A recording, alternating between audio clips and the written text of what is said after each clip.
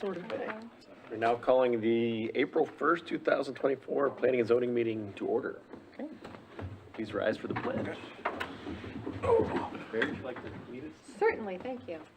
I pledge allegiance to the flag of the United States of America and to the republic for which it stands, one nation, under God, indivisible, with liberty and justice for all. Able to see it. All right, we'll start with the consent calendar. We have the acceptance of the regular, oh, roll call, sorry. Wait, he doesn't have his cheat sheet. It's missing, sorry. Commissioner David Erickson. Commissioner Joel Johnson. Here.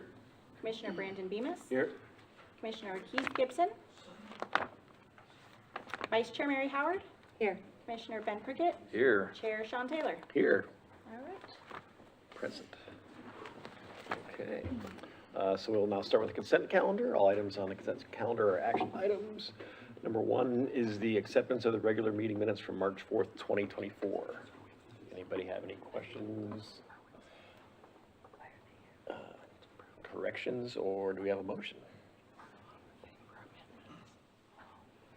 I'll make a motion that we accept the meeting minutes of March 4th, 2024 as presented.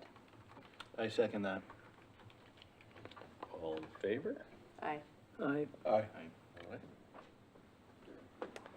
We've accepted the minutes. We have a workshop. Do. This is yours. Thanks.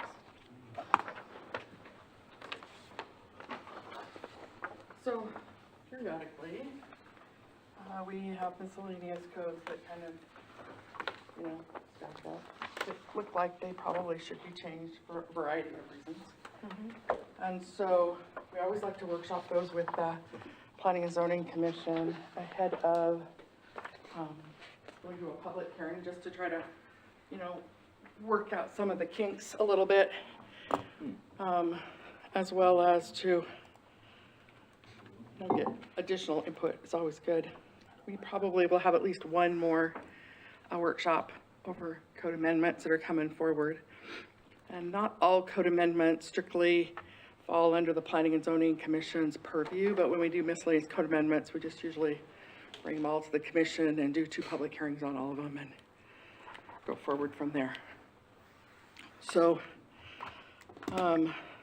just gonna kind of run through them in brief, and these are really drafty, so I want to say that out loud. That's why it says draft, and I don't know why the draft doesn't appear across the whole thing, but they're really drafty. So the first one is on noise standards and updating the times of the quiet hours. So we've had a couple of requests come forward to update our noise standards to better reflect when people like to not be bothered by chainsaws and backup beepers and noises.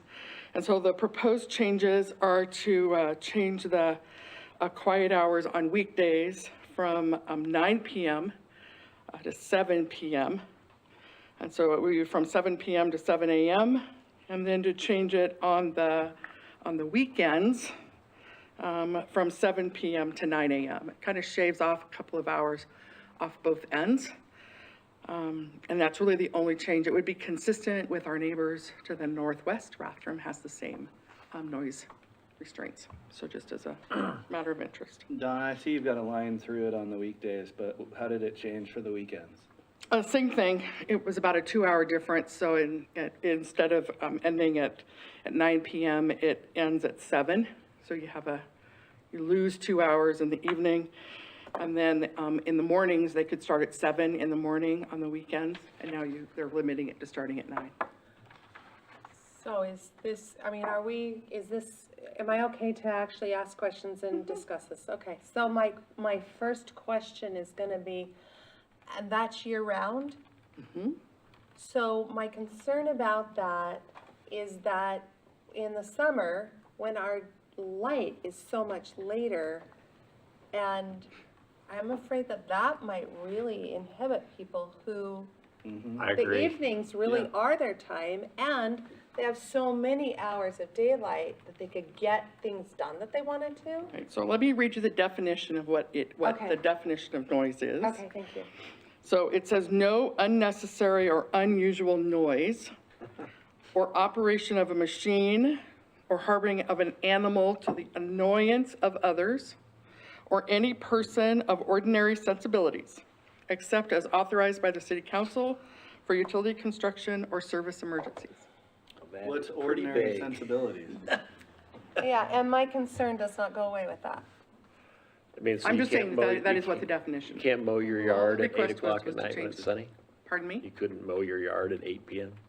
No, mowing would not violate ordinary sensibilities. Okay, Correct. all right, cool. Or Okay. snow blowing at 8 o'clock at night. Right, no, that's Correct. ordinary. so Okay. that That's would not ordinary? violate Okay. your ordinance. Okay. So, well, but then we talk about chainsaws and stuff. If somebody's got a tree that's gotta come down and is that now not ordinary? You said has to come down, so if it's required for maintenance, then it's still ordinary. Okay, What this is trying to do, and these are the complaints that have come through public hearing process. I understand. To council, is trying to eliminate excessive construction noise. Okay. But you can ask all the questions you want. No, that Okay. makes It more sounds like we're sense. becoming an HOA.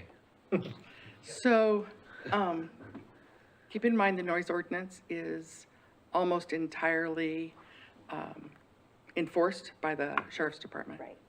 Because the hours that this is, keeping it from, being noisy, per Yep. se, are outside normal working hours for the city. So, right. It just seems like the way that it's worded, it was so,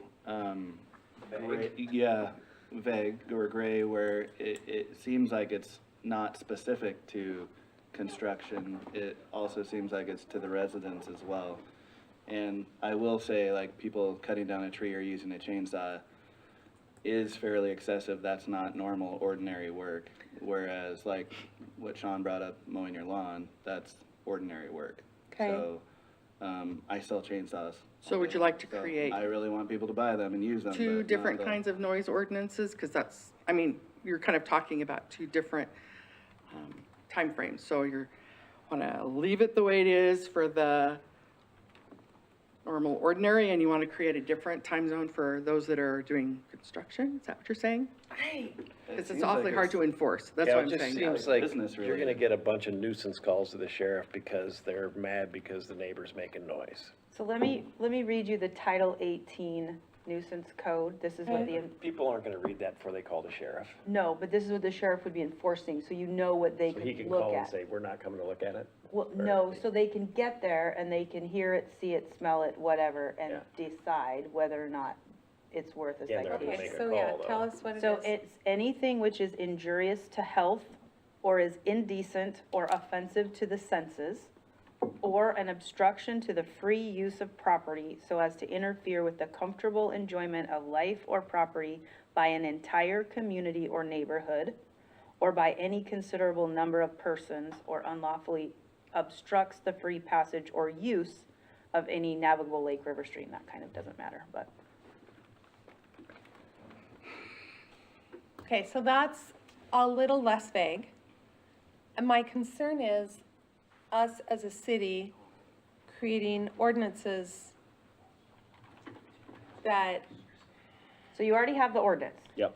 You no, already I have it. realize that, This but- is changing a time. If you don't want to change a time, that's what the point of the workshop is saying. We're not I don't wanna interested in change it. changing. Yeah, the but I time. think I Gotta don't- keep it at 9 Yeah, o'clock. Madness Yeah. shouldn't change The it. 7's too early for anything, I, 6 months of the I year. feel like Yeah. it is. It's one thing if we're talking winter and it's dark at 3:30 in the afternoon, Yeah. then sure. Yeah. But in the summer, I don't feel like it's our place to restrict when somebody can, I mean, you already started cutting down your tree, and now it's 7 o'clock, you're supposed to stop? Right. I'm actually gonna do that, so That's a funny moment right there. Exactly going to happen here. Right, And it's gonna happen after I get home from work. right, Yeah. right. And so I don't feel like it's our place I to. feel like it should be restrict 9, but I that. really read this as mostly for construction, because I mean, I've got loud kids and a truck, and I've never had the sheriff called on me for excessive noise. I've got 3 little screeching, animals at home, Yeah, I think so. they're pretty normal. Most of us have done Yes, that yes. rodeo, so. But I feel like even with this, I mean, I've never had sheriff department called on me or anything. I think that I read this really as pertaining to construction and that realm. But I really think we should keep it from 9 to 7 instead of 7 to 7. Well, I do too, because again, not all construction is done by contractors. My husband and I built a shop, and I don't when think the they want sun to be out was for mine shining, anyway. when the sun was shining, we were working. Yes. Well, and it's almost, it doesn't have anything to do with how we read it. It has everything to do with the way that the people in the public are gonna read it. And if they see something that says quiet hours, they don't care. No. They're gonna just. They'll be say, on next door, they'll be, Boom. yeah, blah, blah, blah, blah, blah, and then they'll be wasting the sheriff's bandwidth, and it's just, So you're thinking 9 PM Just keep it the way it to is. 7 AM Yeah. on the weekday versus 6. And you're thinking 9 PM to 9 AM on the weekend? I don't know, I'd say 9 PM to 7 AM on the weekend, because there's people that work during the week that can't mow their lawn or something till, the weekend. What's the current ordinance? It's 9 PM to 6 AM on the weekday, and it's 9 PM to 7 AM on the weekend. Perfect.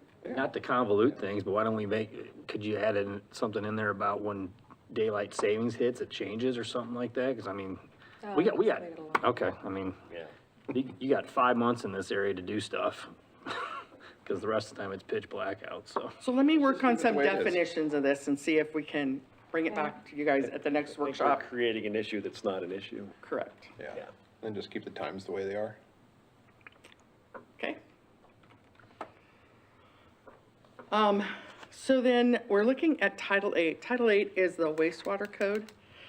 And as part of the wastewater code, it was brought back to the city council to make an amendment to the policies and the code. And at that meeting, the city council said, yes, make the changes to the policies and add it to the city code. So while we were adding language to the city code, we looked at the section and updated it. So one of the sections, it says the city of Hayden has a master sewer plan, and it had a specific date that was associated to it. We just updated that date to reflect the last sewer master plan. And then if you turn on to page 2 of your handout, and numbers 3 and 4 that were in green, we just moved those to the end of the section because the section read really weird. It was talking about subdivision construction, and then it talked about permits, and then talked about subdivision construction. I'm like, that doesn't even read right. So it just looked like people added stuff in and kept adding instead of reordering, so that made sense. So we reordered it. And then number 3, that shows up on page 2, that was the code that was approved by city council to be added to policy and requested to bring forward in code. So that's exact verbiage.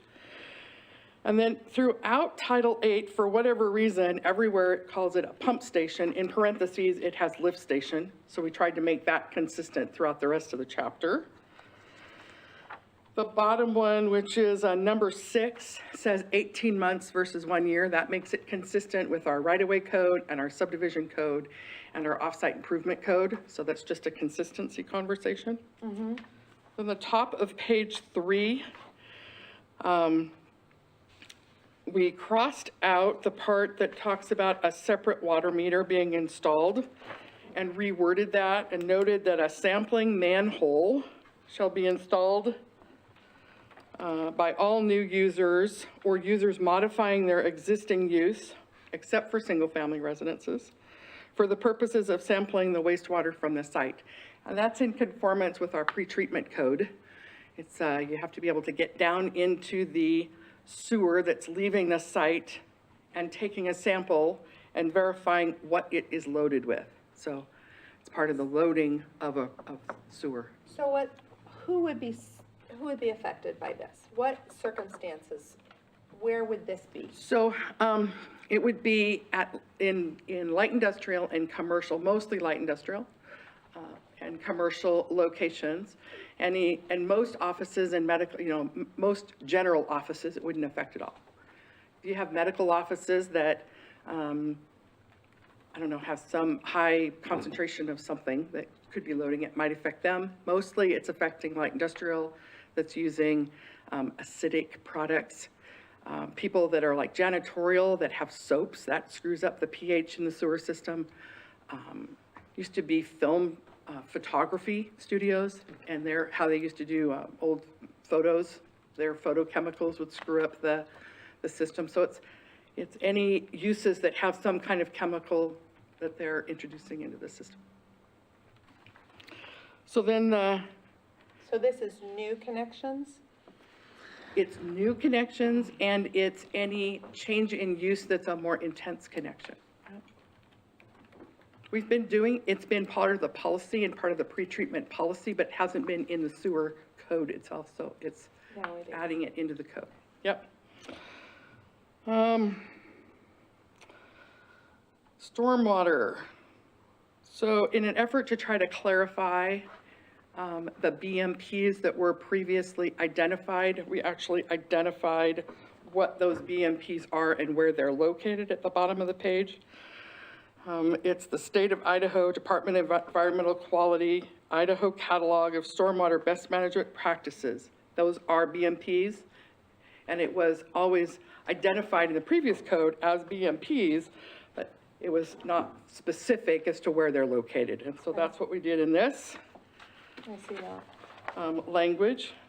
And that pulls you over to the top of page 4. It does identify that you would adhere to those best management practices or an accepted alternative. So it does give you an opportunity to do it a different way, but it still has to work.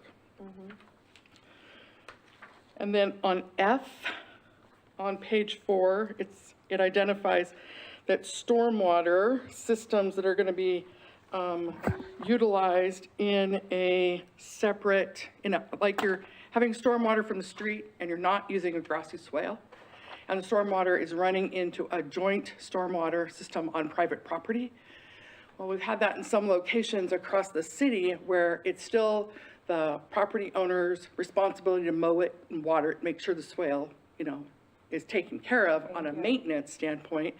But then an HOA, the homeowners association or property owners association, should it need some, major overhaul to make it work, they're responsible.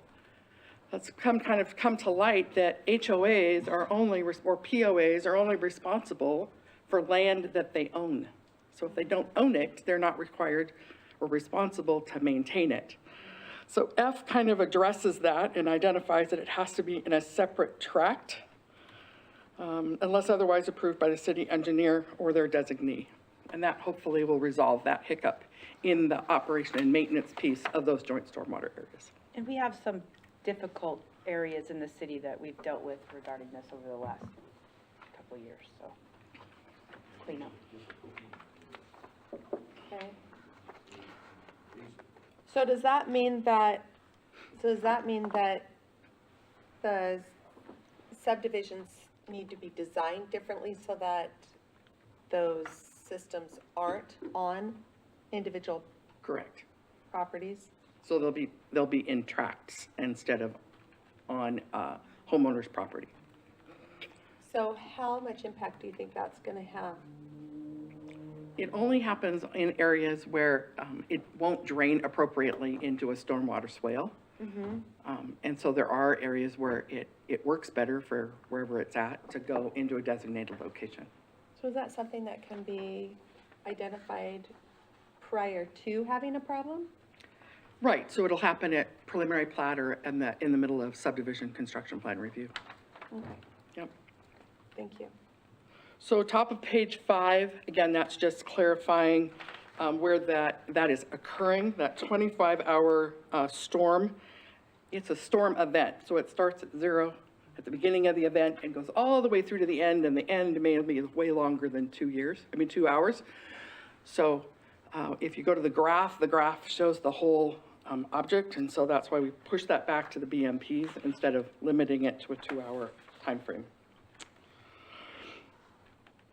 So then at the bottom of page 5, we've had several cases where, you know, we kind of redefined certain types of uses in the code when we updated it a few years ago. And we found that few of the definitions were either ambiguous or led you down a rabbit hole that you weren't really expecting.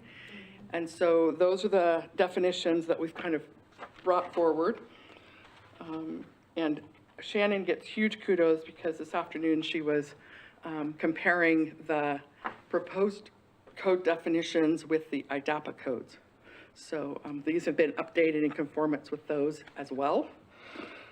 And so a convalescent home, nursing home, assisted living is one that we've kind of used interchangeably.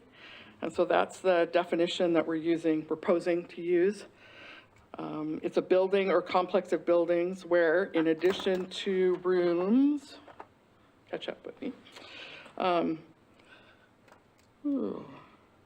where, in addition to room and board accommodations, is primarily engaged in providing skilled nursing care under the supervision of a duly licensed physician, or providing continuous 24-hour per day nursing service by or under the supervision of a nurse, while maintaining a daily medical record of each patient. Facility is either operated as a profit or non-profit basis for the purpose of necessary supervision, personal assistance, meals, and lodging to 3 or more adults not related to the owner.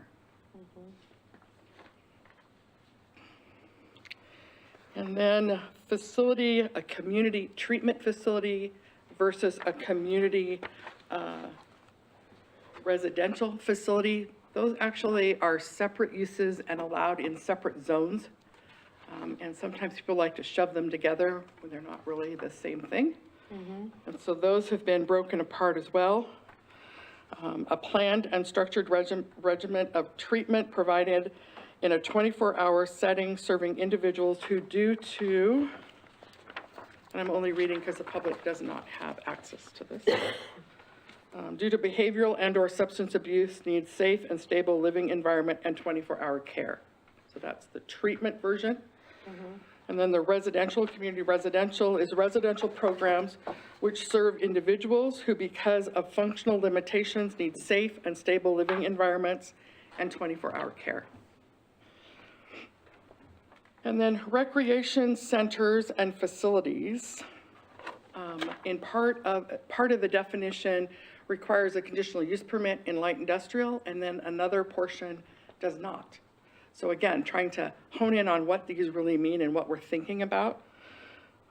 So a recreational center, nonprofit or civic, is an indoor or outdoor park, building, site, or other facility that is dedicated to recreation purposes, multiple, and administered by a public or private not-for-profit agency to serve the recreation needs of community residents. So it's also known as a community center.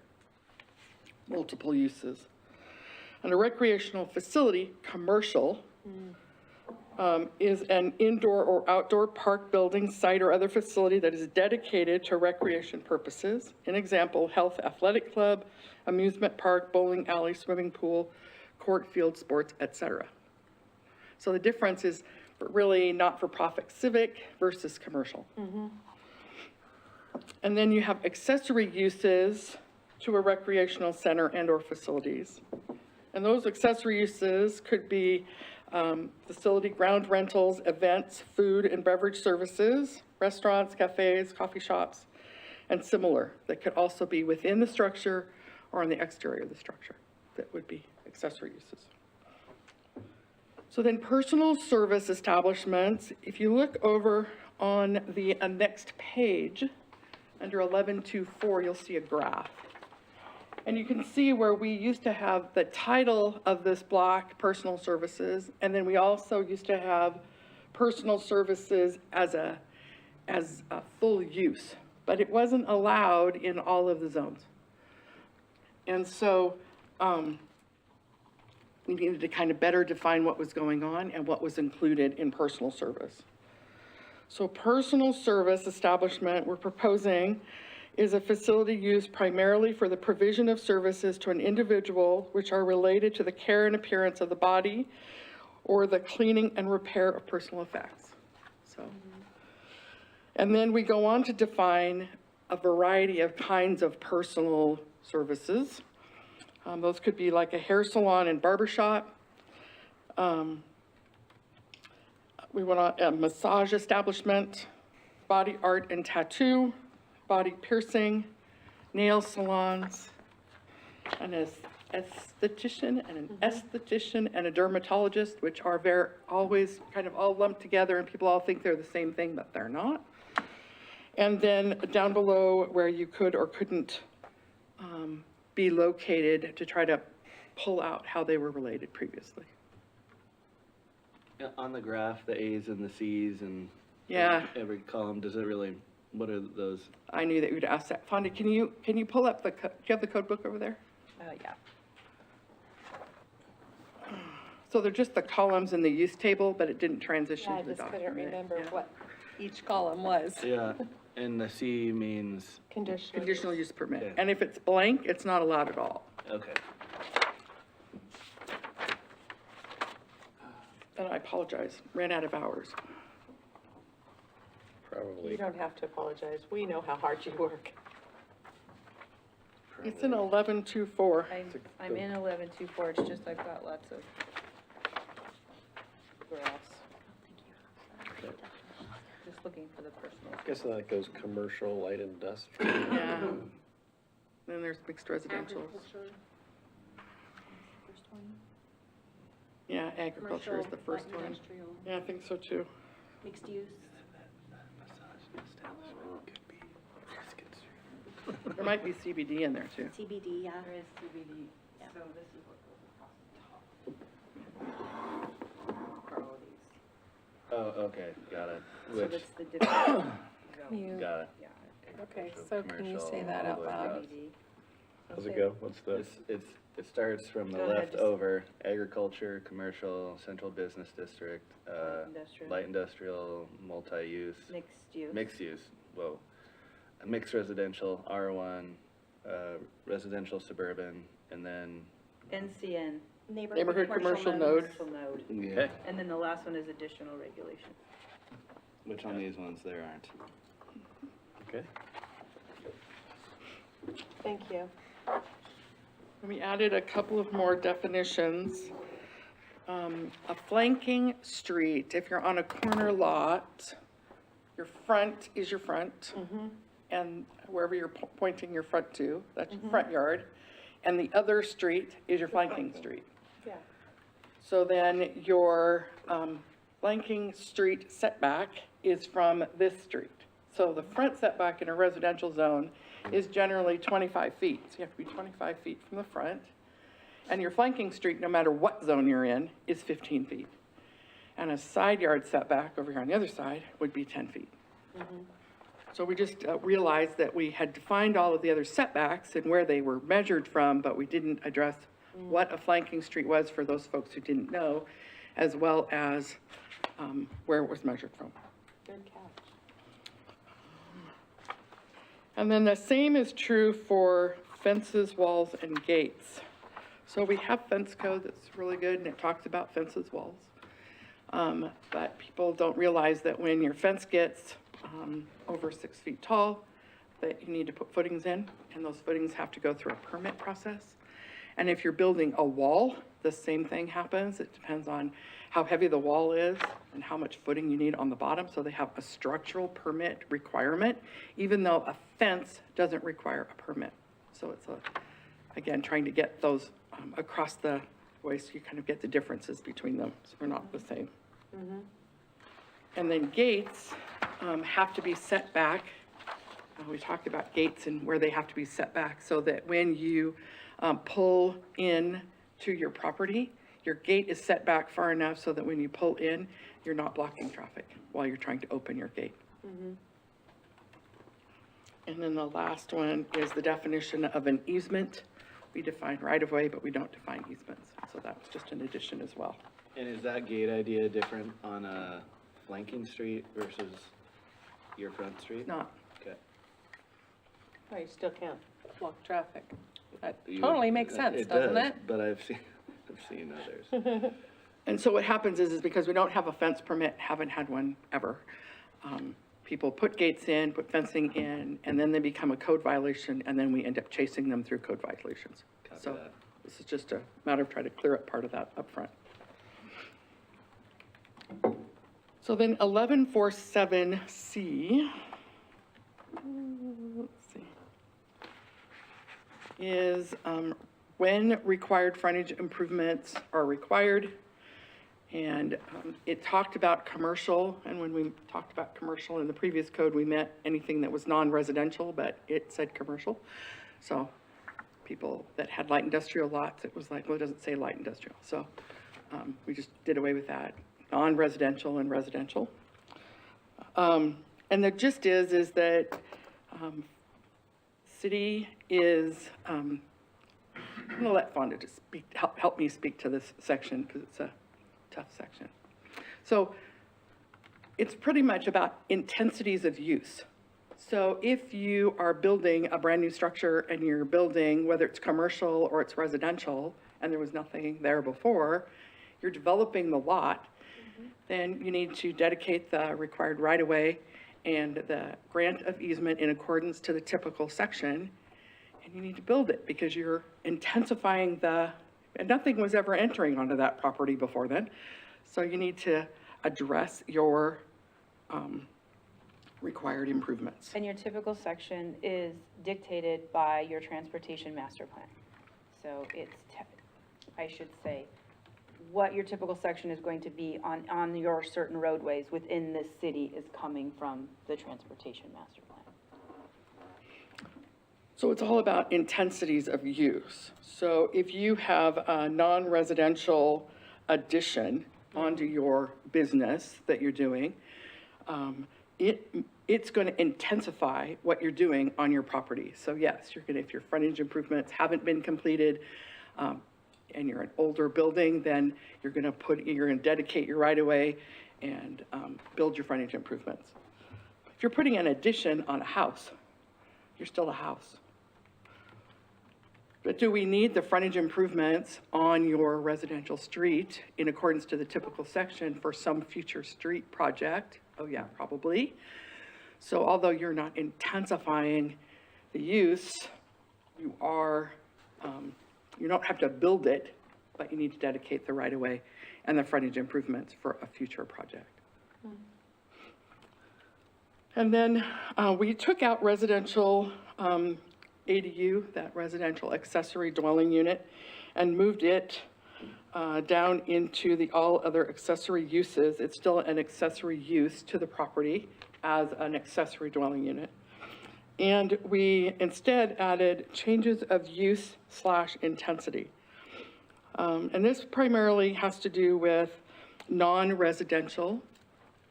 If you are coming in and you're doing some change of use. So say your use previously was a contractor office warehouse space, and now you've put a gymnastics studio in your warehouse space.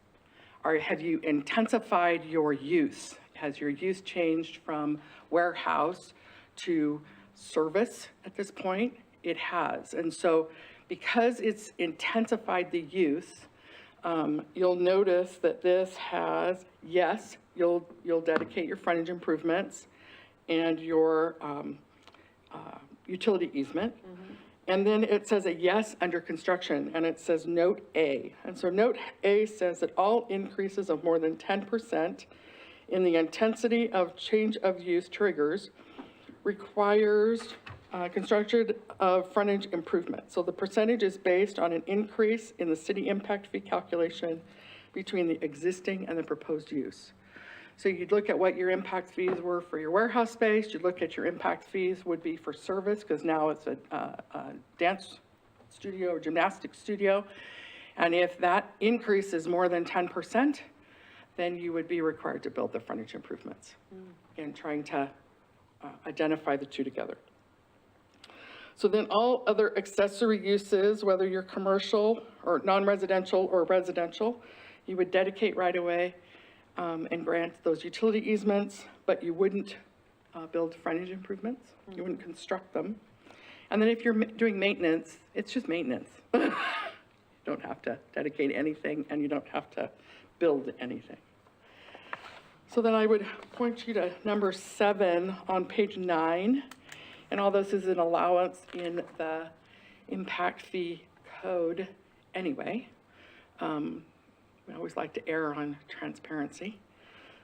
It says, should the dedication of this right-of-way or this grant of utility easement or construction of the frontage improvements be required, if you're required to do it, and these improvements are identified in the capital improvement plan of the impact fee report, a request for credit of impact fees to be paid may be requested in accordance with Hayden City Code 9-11. So in the transportation plan, it identifies street projects that are anticipated to need to be constructed in the short term, the midterm, and the long term. And then a subset, and in the transportation plan, it identifies how much of that is going to be paid for by the city in its entirety, and how much of that project is going to be with grants or by developers. It's kind of a across-the-board conversation. So it's percentages. And then the capital improvement plan of the impact fee report identifies a subset of those projects that it believes we're going to complete in the next 10-ish years, plus or minus.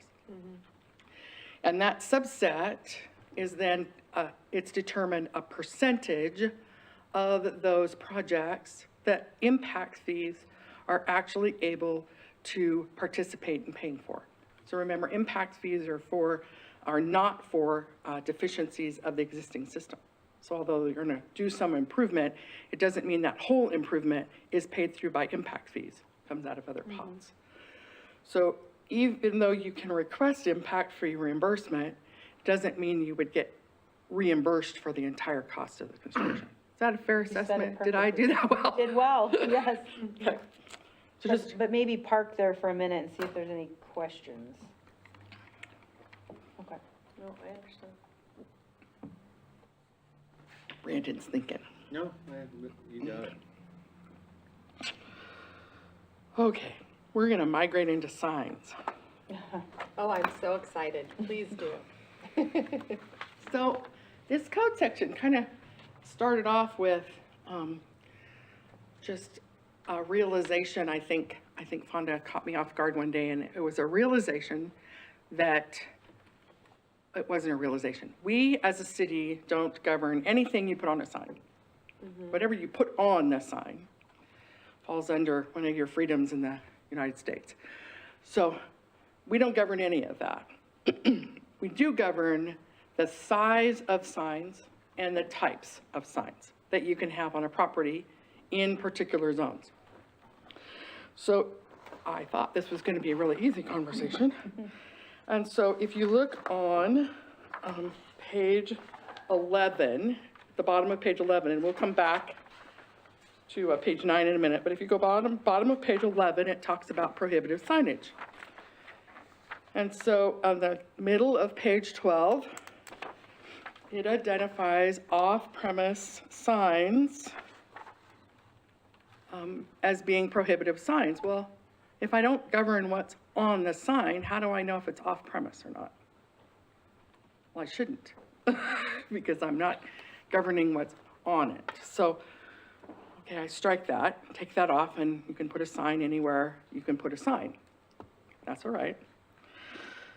And then I have a request that came in to put a new front, a new face, an electronic face on a billboard sign. Now notice billboard signs on here. They're also prohibited, but we have 2 billboard signs in the city of Hayden. We have one in front of Walmart, and we have one north of Rustler's Roost, and then that one north of Lancaster is in the county. It's not ours. So we have these 2 billboard signs. Now, if I can't tell them that it's a non-conforming sign, they're not changing the structure of the bottom, it's still a single post construction, they're not changing. So they're changing it to an electronic sign. It's a non-conforming sign, not allowed, it's prohibited, but it's non-conforming because it was allowed when it was put in. But I don't have any standards to go by. And I have really awesome people that are working with us that recognize that it would be really nice for them to do it right the first time. And very appreciative of that they're willing to do that, I might add. But it brought up all kinds of red flags. So then I went hunting in other code, because I do that. Whenever I bring code amendments forward, I go looking all over the state of Idaho and other jurisdictions outside, just to see what they're doing. And I found some really good code that basically said that billboards were an allowed use, but they didn't want any more, basically. So you can have a billboard sign, that's what this code is saying. You can have a billboard sign, but you have to take down a billboard sign to put in a billboard sign. So we're not getting any more than 2, unless we annex property that has a billboard on it. So, and this puts standards into place to address how we want to see those billboard signs placed, okay? That's what this is kind of talking about. I'm gonna let you digest this because I want you to walk through it, look how it's kind of put together, and we're not gonna talk about it in depth tonight. We've been through it, and you'll notice that this is the section that Shannon's got questions on, and we've gone back and forth with part of it 2 or 3 times and trying to figure out how to make it work, right? Not be overly pushy.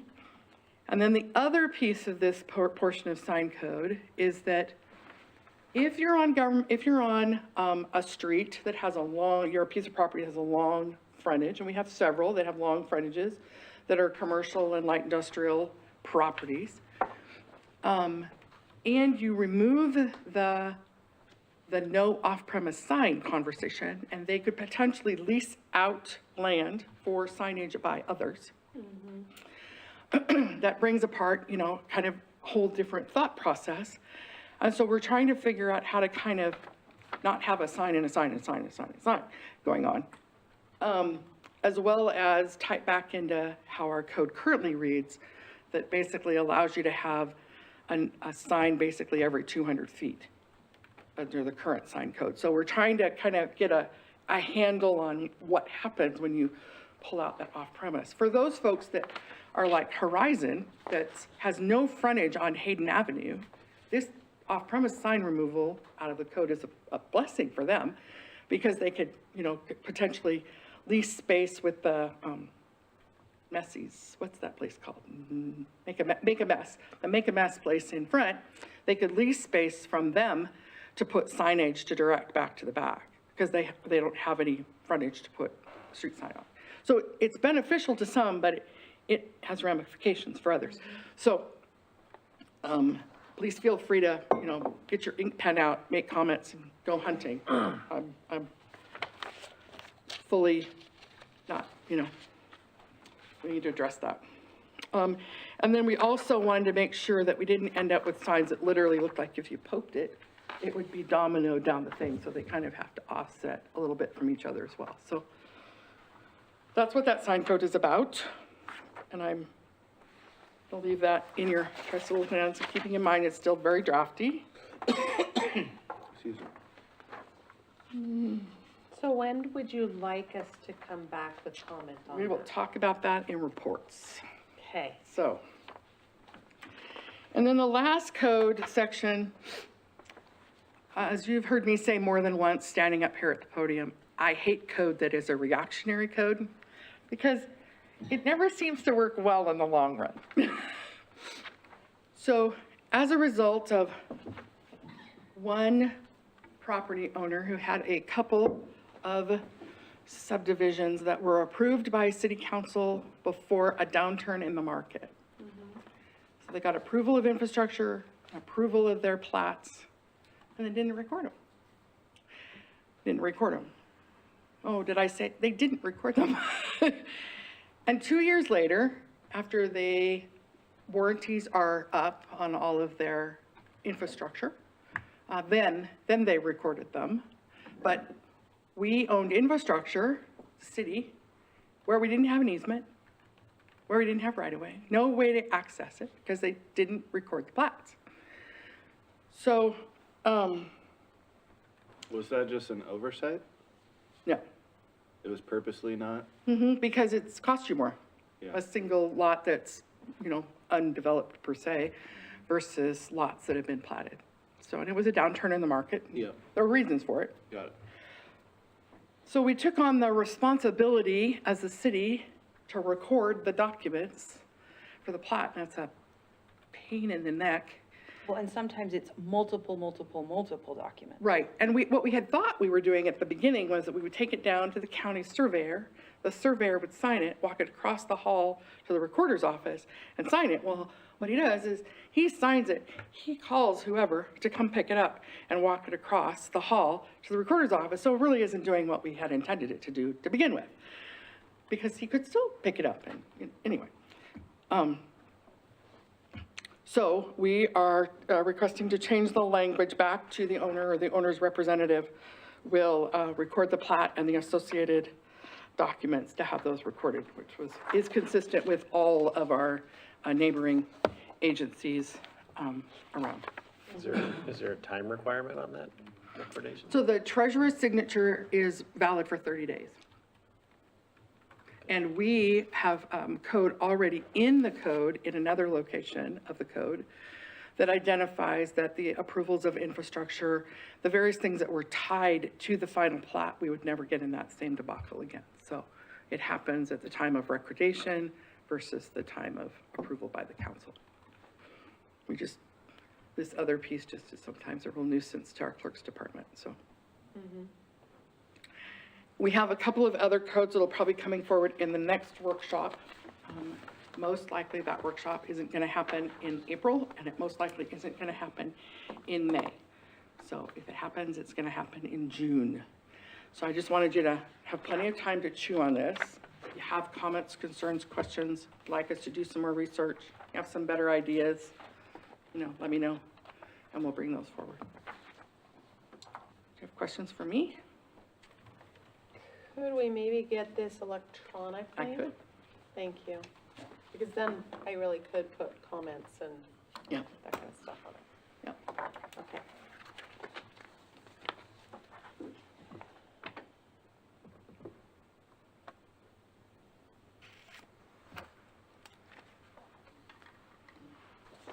Okay.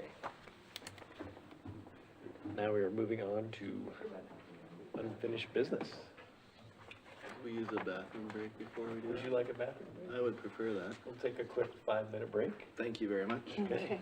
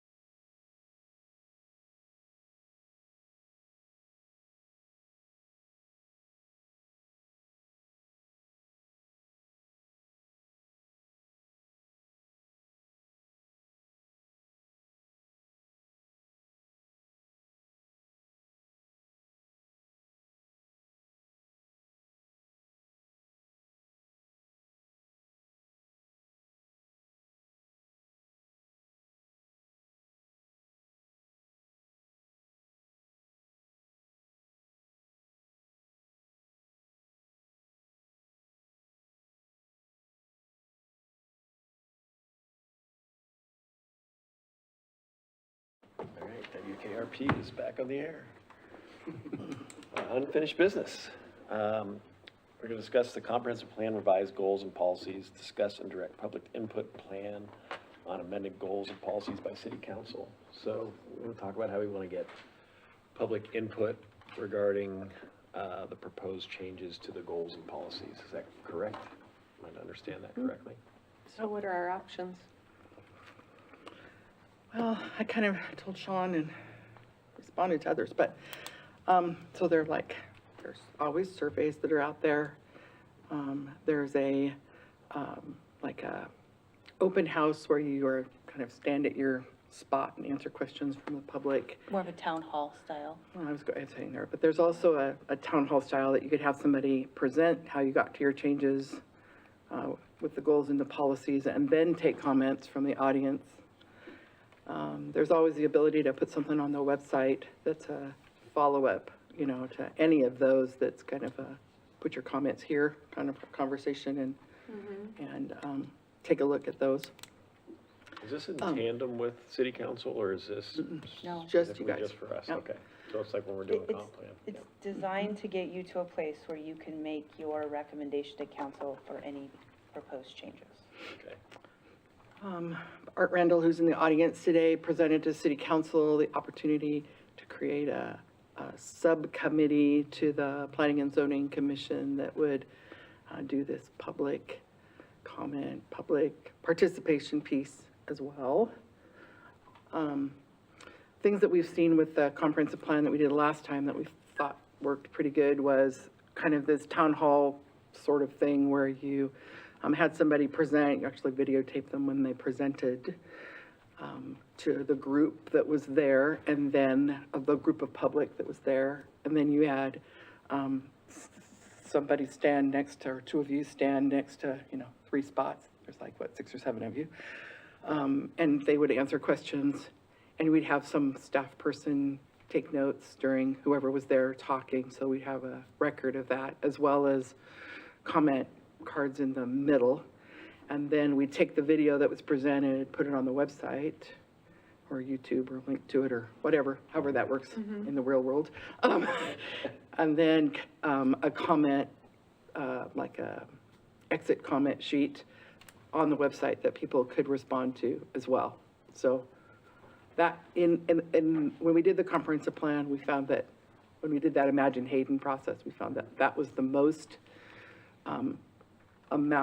we gained the most public response from utilizing in-person and web to get the comments back. Yeah.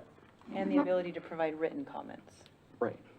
So, you know, you take notes so people don't have to if they don't want to, but they can provide written at the meeting, and they can participate on the web both. So, I'm sorry. we do something where it's on the website. Do we have a Facebook page too, or do we not We do do. that? We do. Put it there, let people look at it, digest it before we have any type of workshop or town hall. So, because I know when we went through this with the council the first time, and they didn't really look at it, and they came in and had no idea what we were talking about. So it would be nice if we could get this out to the public, promulgate it properly, I guess, and then they can look at it, digest it, see where we're going with it, and then have a town hall that would, you know, where we said, like, we'll take 3 of the goals and policies on this board and 3 on this board, and then people can come around and ask questions and make their comments and written. And by putting, that you're talking about, putting out there is the changes as they exist right now. Correct. That you guys have worked on so far. Yep. And then they can come in and comment on it and, you know, suggest changes or what they'd like to see, and I like it being out there before so that it can be seen. And if it's coming from an official place, then there's less, hopefully, less dilution and perversion of it so that it just becomes misinformation. Right. So it's much better for it to come directly. Would we put the reasoning behind the change in there in that space? I wouldn't put any reasoning, I just put out your proposed changes. Okay, okay. And then, I mean, if they really wanted to dive into it, they could go back to our meeting minutes and look at, They correct? can, and they also then can come to the town hall and ask the question. Yeah. right, Can we footnote like the meeting minutes to that stuff, so if people want Well, to we could just, delve you want into the it? minutes and the YouTube videos both? I mean, I think they're Yeah. Can be both out there. linked right Links. to it. Uh-huh, mm-hmm, yeah, I think that'd be a good start to get people at least looking at it. And You guys are I'm- quiet down here, what are you thinking? I'm just thinking, how can we get the most diverse range Yeah. of people Right. Yeah. involved in this situation? Because I feel like the information that we generally get isn't that. Yeah, I can tell you, I know tons of people, unfortunately, that are similar in age to myself that aren't paying any attention to it. And I'm just like, this is why I'm getting involved, and I want to pass this information on to the people that I'm around all the time. But it just seems like they're so busy with work and kids and things like that, that they're not thinking about the big picture here, and it frustrates me. We have a newsletter that's going out That's awesome. citywide in like sometime this month or early next month. So again, not knowing timeline. It's important to note as we're talking timeline, you have one public hearing that's happening at your next meeting. May is booked solid. One meeting might get pushed into June, but you guys are like, you're busy on your meeting nights. So you would want to pick an afternoon, like a 4 to 6 maybe time frame, or a 5 to 7 time frame. like a town hall type. Right. Yeah. Mhm. Again, cognizant of people that work during the day. Can we send or have you guys sent out a notice like in the sewer bills before to say, go to the Yeah. website Yeah. for information on the proposed changes to the comprehensive plan? So they get the notice in their sewer bill, it comes out on the newsletter, it's posted on the website with opportunity for written comment and the date and time of the town hall for verbal comment. And then you can assess after that. We've done bag stuffing at Super One. I don't know if they'd Oh. let us do that again, too. Yeah. And we want to make sure Half it's, sheets. goals and policies, we're not changing it's not a change of the comp plan. Right, at we're this- just yeah, looking at the goals and policies right now. Yeah, I feel like, so those three things, those would all come out at different increments. Well, the first two I said are just to drive people to the website. Okay, It's just a notice to drive them to the website, where the proposed changes are there with an opportunity to provide written comment. And then notifying them that that will be open for so there'll long. be links there too, if they want to Yes. really delve into it. And then the date of the town hall that will follow up with that. Then you could assess at that point whether you feel like you have a nice cross-section. And do we have to set the date of the town hall right now, or could we No, put it out there and then? No. Okay. Because I mean, I I see would that like- town hall like 60 to 90 days from now, probably? That'd be, I would like to put up some flyers in like, public locations as well, more than just, I mean, unfortunately, I'll get the bill from the sewer and I'll be like, "Bah, bah," not even read what's going on and I'm it's on auto pay. Yeah, exactly. Or, what about the newsletter? I read the newsletter. I do because I want to be informed, but I don't think that there's enough people that have that push, that are that invested, unfortunately, until it's too late. And then they're like, man, I totally missed out on that, and I feel like I could just, you could go put it up in the urinals in the men's locker room, at Hayden Lake Country Club, and I could put it at Avondale, and we could put it at the school. those are some great places to Yeah. Well, you got a little time. That's where you're staring at, that's where all the things are. I mean, that really is, that catch, I read them when I'm there. I'm hearing, put them at the golf courses, we might get more people. We might. Well, it would definitely, I think it would be Or the a schools. cross-section. Yeah. And the schools, Yeah, at Peak Because we Fitness. hear from a lot of you the know. same people, it'd be nice to hear from, from a better Or- cross-section. yeah. Mm-hmm. Yeah. Well, and that's the thing, you talk about, I don't know if Super Wen would let us Bag stuff the stuff? bags again, At least but put I it on the wonder bulletin board. with the schools, Probably not. Yeah, allow us no. to send something I don't home. think they would. Okay. Well, if we have anything, I'm also, I coach basketball, so I could just give them out to my kids and, yeah. So I hear I'm sorry, I don't want to hijack You're doing great. The first thing is to design appropriately how this goes on the website with an easy opportunity for people to provide written comment. And then driving them to the website, and then producing a flyer that can be posted, handed out, half page, full page. Something pretty basic, like you're Easy. saying, driving them to the website. Cheap and easy. That could also get you an opportunity to put like some 3 bullet point facts of why this is being done. So it's not speaking to why certain provisions Yep. were changed the way they were, but why there's an amendment being looked at, which can be rooted in the survey result. Exactly, that's And that was exactly what I what was thinking. kind of Yeah. started that was, You can see my process brain Yeah. is like Yeah. overload. Yeah, We yeah. could serve cocktails at the town hall, that would get a lot more people. You're right, look at that. free beer and wine, I mean, it'll be We'll be packed. We packed. might be, crossing a little line there. So I just wanted to show, since you were talking about Yeah, exactly. on the website, if you cruise across the bottom, What is the feedback on the new design of the we hear website? very positive. Oh, So if you good. click Nice. upcoming public hearings, and you click to comment on any proposed public hearing, so we would use the same kind of thing Yep. for this? But let's not bury it though, down a ways, try and make it Right, when it pops no, up it will maybe. be. And there you go, there's your comment. Yeah. Just It's easy. Perfect. So we instead have of the public comment form. hearing, we'd put whatever in there, and then you'd put your comment, and then they can say, I mean, it's basically the same form, it's just tweaking it a bit. Yep. And that's how easy it is, I mean, for us to put that Perfect. together, so. Not sure why it's opening that way on this. So maybe on our And then, printed material, if I know it's really easy for you, but it may not be easy for all of us.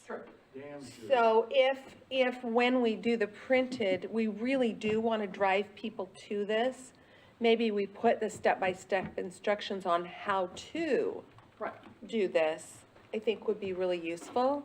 And maybe we have some available at City Hall in print with comment, yeah, with Yeah, blank comment sheets absolutely. they can fill out. Absolutely. With a link directly to that on it. Yeah, but if they don't have the ability to do it electronically, Or if they're not comfortable yeah. with that. Yeah, We have a kiosk upstairs too that anybody in the public can use too, okay. so.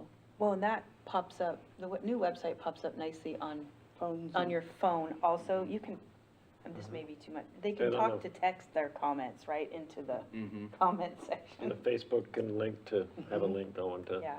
that, yeah. And we can do QR codes too. Oh, Right. QR codes would work. Yeah. Right. Well, and bottom line is it's, the More whole ways. process is driven because of the citizen survey, but we would like to reach a larger cross-section for this next step, so that they really do have input Yep. in that. And then I think that kind of leads down the path to, in a few years, as we change the comp plan, or, as we have to revisit it, and as we, per code, right? It kind of gets people into that Rhythm. getting involved Being involved, mindset. yeah. Well, and I would like I would like to see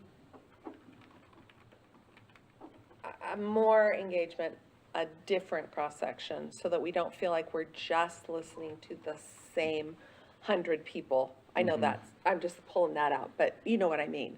I'd like to know that we're reaching Absolutely. different people, so I that. think that's exactly what's happening. The people that are outspoken are the same people on every single app that's out there, and they're saying the same thing over and over and over Right. again, thinking, I don't know, it's, Right. we're not reaching everybody. Right, Or right. near enough people, is Right. what I think. Yeah. But I think if we personally Mm-hmm. are more boisterous involved, trying to get people involved too, Mm-hmm. that would be helpful. Even just in our own neighborhoods. Exactly. Yeah. Exactly. Yeah. What about you, Joel? You're awfully quiet down there. I was thinking about, you know how when people register for different things like utilities and other things with the city and they put their cell phone number, but if we had a bank of cell phone numbers and sent out a, shotgun blasted message to everybody, kind of like if you register with something, you'll get, ads or information, text messages sent directly to your phone, just do that with everybody with a cell phone that's registered to City of Hayden something. How do you like that when that comes to your phone? I delete Well, it, usually it's or it important goes because junk. if I've given them my phone number, then it's something I might want. I get a lot of junk ones now. I Yeah. started to ignore, but it's another way of, Reaching different people. Yeah. is there a cost on that? I don't even know if we have that ability, but I can check. Yeah, but then on the other hand, it's like, you can only, how far do we have to go to put the, the hook in the fish's mouth? Right, You know, yeah. Right, Set- right set that now, up. I think this is because this really was all driven by the feeling like we needed more citizen input. And that's what drove doing the the survey. And now we're trying to be respectful and listen to that. I think it's really important that we get more people and different people, a larger cross-section of people. So I think it is important to get more people I involved think the in people it. that did participate are the ones that want their voices heard. Otherwise, it's like, for the people Exactly. that don't care enough, it's like, how far do you have to go to entice them? Are we gonna start offering burgers, or Well, no, are we but- gonna start offering, Sometimes coupons they're and just, stuff? because they're fine with how everything is, they're, Yeah, I already came up with a great plan. Yeah, I already touched Yeah. on that one. yeah. are we taking It's, any public comment here, or are we? This is not open for public comment, but Mr. Chairman, it's your choice whether you want to solicit a question or a comment. Would you have a comment for us? Thank you. Yes. You have before you 8 copies, I have them. and I'm just saying, it's for discussion. If you want a wider audience, guarantee that'll do it. Okay. But you have to look at it as an option. Okay. And I gave it to all the city council. Is this the and all citizen staff advisory? At their previous meeting, and I decided this would, and then they remanded everything back to you, which is fine. Yeah. That's okay. But I'm saying, Mary, you raised the question of a larger audience. Well, I did that. I'd done it. I know how to do it. Okay. A long time ago, because I'm a comprehensive land use planner. I am. That's what I am. That's what I've been.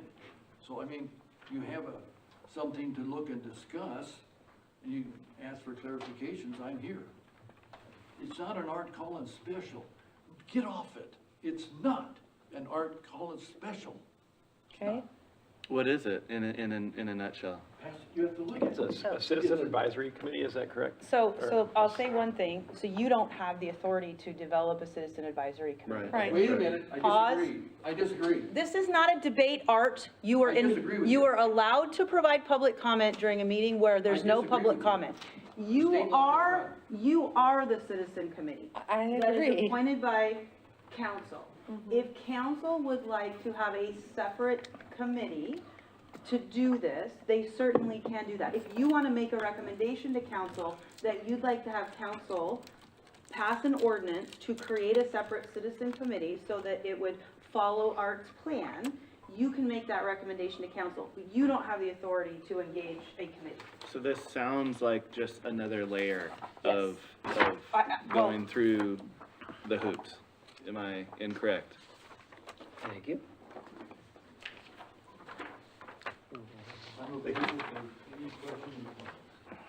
Okay. Don't yell at me in a meeting again, I know, or I will ask you to leave. Do you understand?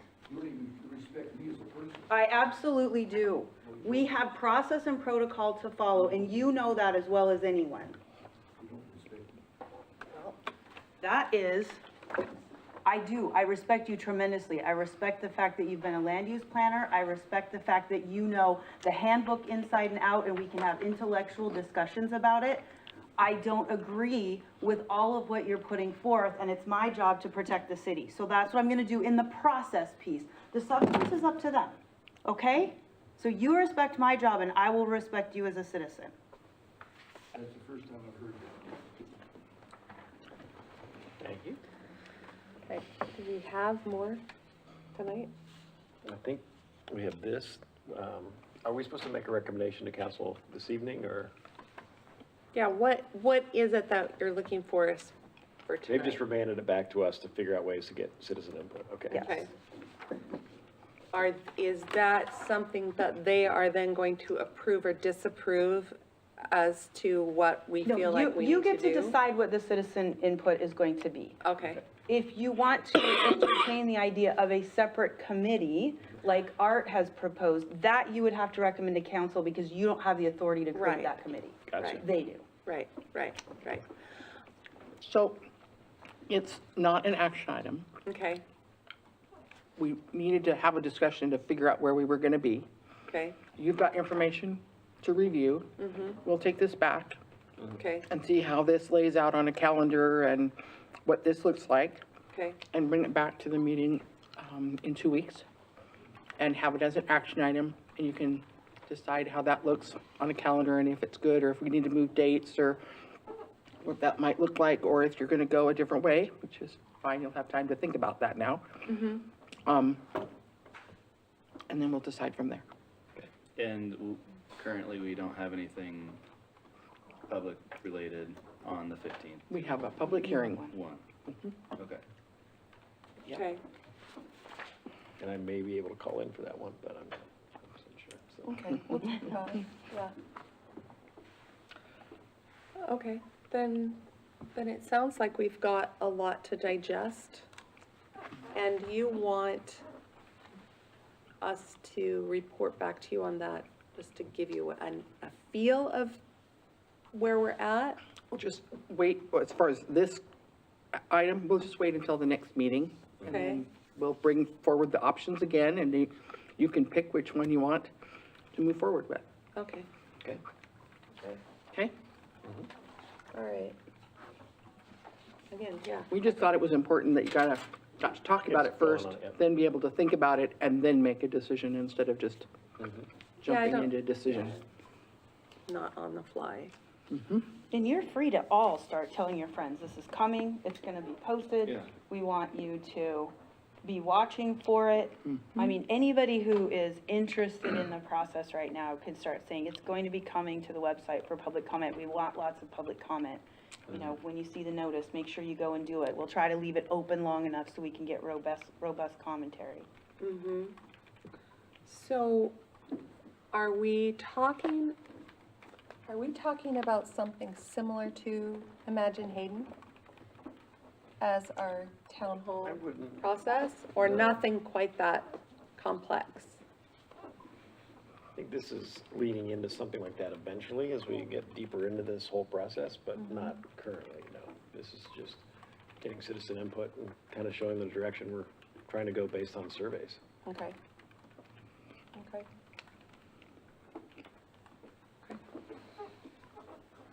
How about you, Joel? Okay. All sounds fun. I think, so now we'll move on to committee reports. So, we have several public hearings coming down the pike. They've all been kind of in the background, trying to get their i's dotted and their t's crossed. I've got one on for the 15th at the moment, that's been noticed and it's out there. I've got 5 more. I think there's 5. That are in the wings, trying to get the rest of their hiccups worked out. Been doing some additional cross-checking and what have you. And we don't like to bring them forward until, you know, all of the large red flags have been addressed. Thank you. They don't like that very well, I can tell you that. Anyway, I just wanted to let you know that they're out there and they are gonna come forward, so if they're not ready, they won't get noticed. And we'll know at the next meeting how many we'll have ready for the first meeting in May. And we'll know in the first meeting in May if the ones will be ready the second meeting in May. That's why I said it's just a little bit fluid for the next So couple May, of June, months. July will be busy with hearings. Correct. So It's good that we did these workshops. that's why we want to kind of get this figured out, and if this is a plan, we'll kind of work through calendar dates and what that might look like, just because of Mondays and Tuesdays are pretty much locked up with planning and zoning and city council meetings, and they aren't really great dates for folks to show up for open houses. Wednesdays don't tend to be, we've had really good luck on Wednesdays and Thursdays, but Thursdays have seemed to have gotten better participation than Wednesdays. Little Friday. Huh? Thursday is Little Friday. Yeah. A little Friday. A little Friday. Anyway, so be thinking about your Thursdays. End of May is Memorial Day weekend. Middle of June is Juneteenth for holidays. Thursdays are always gonna be a problem for me. Okay. So Wednesdays are better for you than Thursdays. Okay, we'll kind of take that under, we'll look at the calendars. Yeah, that doesn't mean that should drive it, it just means that Right. that one's much harder for me to participate in on a Thursday. Okay.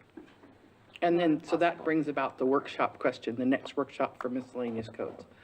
So we're gonna bring the next workshop forward, depending on where we have, public hearing movement. So I'm trying to limit it to 2 public hearings a night, but there could potentially be one that will have 3, and there's a reason why. Okay. They sort of interrelate, so they would serve better if they were kind of coming all forward at the same time, so. So you will stick workshops in if you If I happen to don't have have, one. if I don't have 2 public hearings, we'll Okay. put a workshop in, If we have like Okay. one, we'll do a, right? Okay. how many more workshops? do you think? The one that I was thinking about is just to do that for the rest of the miscellaneous codes and to bring those back, and so as I'm better able to know what that looks like, I don't see it happening on the 15th of April, and I don't know what it's gonna look like in May. Okay, So that we can have one public hearing on all the codes together. Correct. Yeah. That's the goal, yeah. both for manpower and to save the city some money for public noticing. Right. Because the code changes are, we do those, correct? You recommend those to city Recommend to council, and council, that's a okay. public That's the hearing with same city public council hearing, as well, so, But everything zoning related has to start here first. Yeah, We right. understand that. okay. Okay. Anybody else have any questions or concerns? Here for the ride. Sounds like we're gonna be busy. Yep. Adjourned. It's gonna be a marathon for the next 3 months. There you go. Thank you, everybody. Thank goodness. Okay, we'll digest this.